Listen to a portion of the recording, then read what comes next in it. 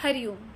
पिछले 11 सालों से कॉन्स्पिरेटर्स इसी ताक में हैं कि बापूजी की एब्सेंस में किसी भी तरह से आश्रमों पर कब्जा कर सकें, लेकिन आश्रमवासी इनके सामने चट्टान की तरह डटकर आश्रमों को प्रोटेक्ट करते रहे और इनके सभी प्लान्स को विफल करते रहे। कुछ महीनों पहले आश्रम द्वारा हरिद्वार में एक मीटिंग की गई जिसमें बापूजी के खिलाफ हो रहे अन्याय से निपटने के लिए ऑल ओवर इंडिया रैलीज करने की योजना बनाई गई, जिसकी इन्फॉर्मेशन पाते ही अमृतानंद आश्रम से पहले ही यात्राएं करनी शुरू कर देता है और कुछ साधकों को अपने साथ लगा लेता है और उनसे पैसे भी वसूल कर लेता है। जब पैसे लेने की बात बाहर आती है तो ये साधकों का पैसा वापस करने की बात करता है, लेकिन यात्राएं शुरू करने के साथ ही साधकों को आश्रम वासियों के खिलाफ भड़काना भी शुरू कर देता है।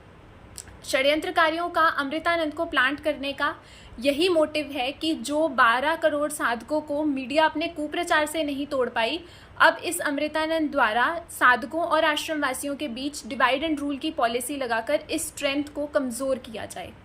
दुख की बात यह है कि कुछ साधक इसकी इस मक्कारी को नहीं जान पा रहे और अपने ही आश्रमवासी भाइयों के अगेंस्ट खड़े हो रहे हैं।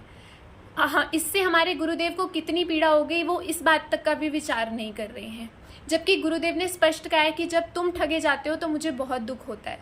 तो साधक अपने गुरुदेव के इन वचनों को महत्व क्यों नहीं दे रहे हैं? साधक, जबकि गुरुदेव इस बात से बहुत पीड़ा में हैं। इस समय गुरुदेव का ध्यान सिर्फ और सिर्फ अपने स्वास्थ्य की तरफ होना चाहिए, लेकिन ऐसी क्रिटिकल हेल्थ कंडीशन में भी गुरुदेव को उन्हें समझाना पड़ रहा है, तो उन शिष्यों के लिए ये बहुत ही शर्म की बात है। साधकों को भ्रमित किया जा रहा है कि जो सत्संग आ रहे हैं उसमें गुरुदेव की वाणी नहीं है, वो डब्ड वॉइस है।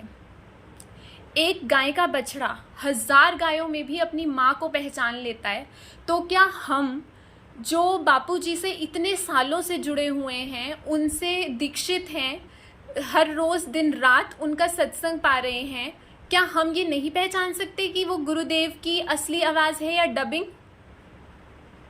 जो साधक अपने गुरुदेव की बातों को नहीं सुन रहे हैं वो अपने दुर्भाग्य को न्योता दे रहे हैं। इसलिए मेरी विनम्र प्रार्थना है कि प्लीज़ साधक सावधान हो जाएं, इस अमृतानंद की बातों में ना आकर अपने गुरुदेव की आज्ञा का पालन करते हुए उनकी छत्र छाया में ही रहें, क्योंकि हरि रूठे गुरु ठौर है पर गुरु रूठे नहीं ठौर।